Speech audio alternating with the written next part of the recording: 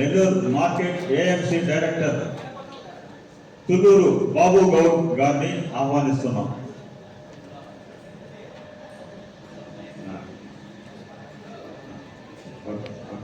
Thank you అండి. ఇప్పుడు వేదిక మీద ఇచ్చేసిన ప్రతి ఒక్కరిని కూడా మా నెల్లూరు జిల్లా పొట్టి చైర్మన్ గారు తమ్మని భారతమ్మ గారిని ఆహ్వానించడం జరిగింది సన్మాన కార్యక్రమానికి. అదేవిధంగా తెలంగాణ ప్రతిపక్ష నాయకులు సిద్దిపేట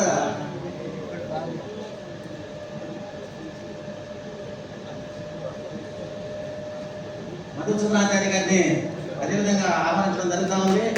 అదేవిధంగా ఆంధ్రప్రదేశ్ ముద్దుబిడ్డ తెలంగాణ ఏసీపీ కిరణ్ కుమార్ సార్ గారు ఎప్పుడు కూడా నిరంతరం విశ్వబ్రాహ్మణ కుటుంబ సభ్యులు ఎప్పుడైనా సరే ఎక్కడైనా సరే ఏదైనా ఇబ్బందులు పడి ఫోన్ చేస్తే వెంటనే స్పందించే మన నాయకులు కిరణ్ కుమార్ సార్ గారికి, బీజేపీ రాష్ట్ర నాయకులు నాగార్జున గారికి, కార్పొరేటర్ సంఘ నాయకులు రంగబాబు గారికి, అదేవిధంగా ఈ వేదిక మీద ఆశీనులైన పెద్దలందరికీ పేరు పేరున ప్రతి ఒక్కరికి నా హృదయపూర్వక ధన్యవాదాలు తెలియపరచుకుంటూ, అదేవిధంగా ఈ వేదిక మీద ఉన్న పెద్దలు మనందరం ఒకటే, ఇంకా ఇక్కడ మించిన పెద్దలు ముందున్నారు.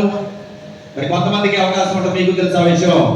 ప్రతి ఒక్క సోదరిమణికి, పాత్రికేయ మిత్రులకి అందరూ కూడా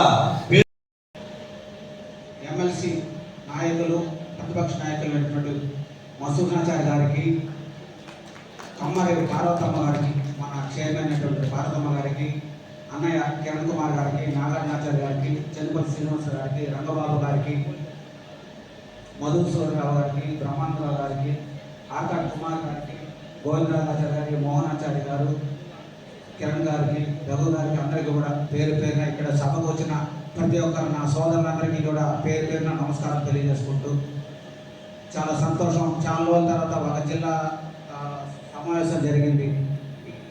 ఇతోధికంగా ఎంతోమంది మీరు ముందుకు వచ్చారు. మరి మన యొక్క సంఘం ఏ విధంగా ముందుకు పోవాలి, ఏ విధంగా ఉండాలి అంటే మనం ఎప్పుడు కూడా బోధించు, సమీకరించు, పోరాడనే తత్వంతో పోవాలి. ఎప్పుడు కూడా మనం బోధించాలా, మనం సమైక్యంగా ఎలా ఉండాలా, ఇంటి లోపల మన సమస్యలు గడప దాడితే మన విశ్వబ్రాహ్మణుల్ని ఎలా మన సాటి సోదరుని ఎలా కాపాడుకోవాలనేది మాత్రం మనం ఖచ్చితంగా గుర్తుంచుకోవాలా. అదేవిధంగా ఈ పోరాడితే పోయేదేం లేదు, బానిస సంఖ్యలు తప్ప అనే శ్రీశ్రీ గారి మాటను పెట్టుకుంటూ, మనలో తెలంగాణలో నేను గత 10-15 సంవత్సరాలుగా అక్కడ నాయకులతో చాలా సంబంధం ఉన్నాయి. తెలంగాణలో ఉన్నంత విశ్వబ్రాహ్మణులు ఉన్నంత పోరాట పటిమ మన ఆంధ్రలో అయితే లేదన్నది వాస్తవం, ఒప్పుకోవాలి. మనం ఎప్పుడైతే గడప తాకి మన యొక్క సంఖ్యాబలం కోసం కాకుండా మన యొక్క కోరికలు ఏదైతే మన తీర్మానాల్లో మన సంఘంలో ఏదోటి కావాలో వాటిల్ని కోసం మనం ఎప్పుడైతే పోరాడతామో, పోరాడిన రోజు మాత్రమే మనం బలపడతాం. మనం నిలబడితే బలపడతాం, బలపడితే కలబడగలం.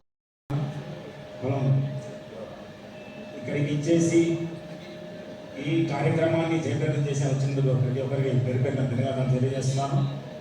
ముందుగా ఇక్కడ అందరూ అనుకున్నట్లు మన విశ్వబ్రాహ్మణ కులం ఏం బాగా ఖచ్చితంగా అయితే లేదు. నేను మన నెల్లూరు జిల్లాలోని 38 మండలాల్లో తిరిగాను. చాలా దారిద్ర్యాన్ని అనుభవిస్తున్నారు విశ్వబ్రాహ్మణులందరూ.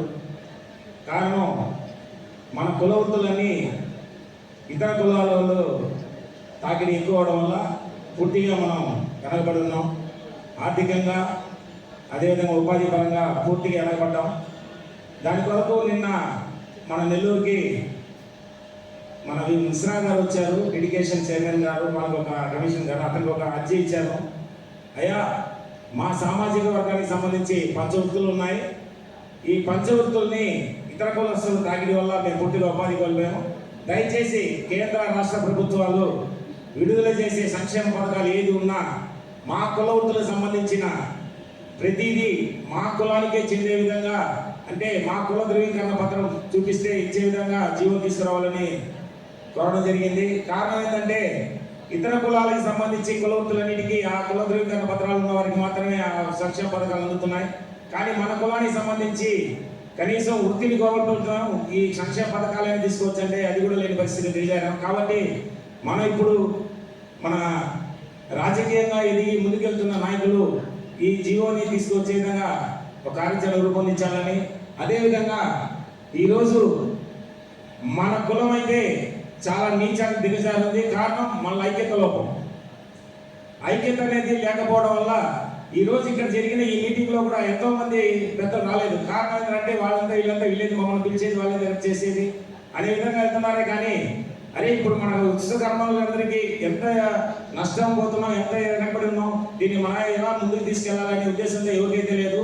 ఒకరికొకరు ఈర్ష, ద్వేషాలు, పగలు. అంటే నేను చెప్పడం ఏంటంటే మనకి ఎన్నో వ్యక్తిగత సమస్యలు ఉంటాయి. అంటే 1,00,000 రూపాయలు పెట్టి చెప్పులు కొన్నా కూడా బయట తిరిగిన తర్వాత తీసుకొచ్చి ఇంటి బయట వెళ్తాం కానీ ఇంట్లోకి తీసుకురాం. అలాగే వేదికను అలంకరించిన పెద్దలు, గౌరవనీయులు, నా సోదరులు శ్రీకొండ మధుసూదనాచార్య గారికి, అలాగే మరొక సోదరుడు ఏసీపీ కిరణ్ కుమార్ గారికి,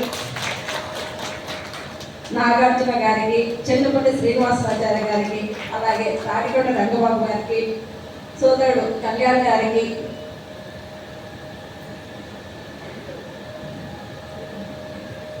కుమారన్న గారికి, అలాగే మా డైరెక్టర్ మధుబాబు గారికి, అలాగే సోదరుడు ఈశ్వర్ గారికి. ఈశ్వర్ అంటే మీకు అంతగా పరిచయం ఉండను. భోగేశ్వర్ గారికి నాకు ఫస్ట్ నుంచి ఈశ్వర్ గారు తెలుసు.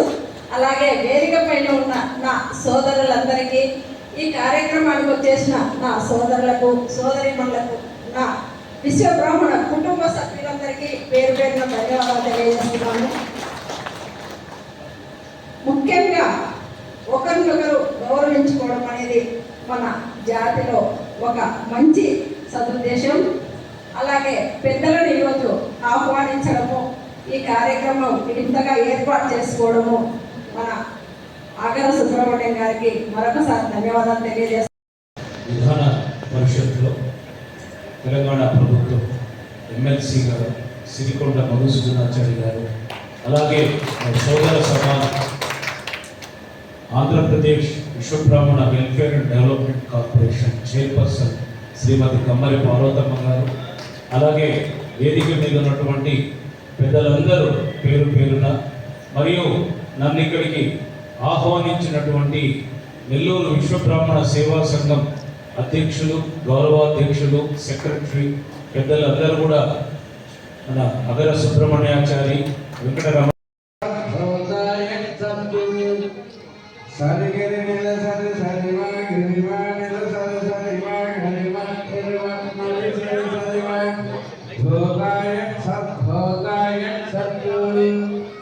శతమానం భవతి సదాయ పురుషః సతేంద్రియే ఆయుష్యేంద్రియ ప్రతిష్టతి. దీర్ఘాయుష్మాన్ భవ, ఆయురారోగ్య ఐశ్వర్యాభివృద్ధిరస్తు, సుమంగళీ భవ.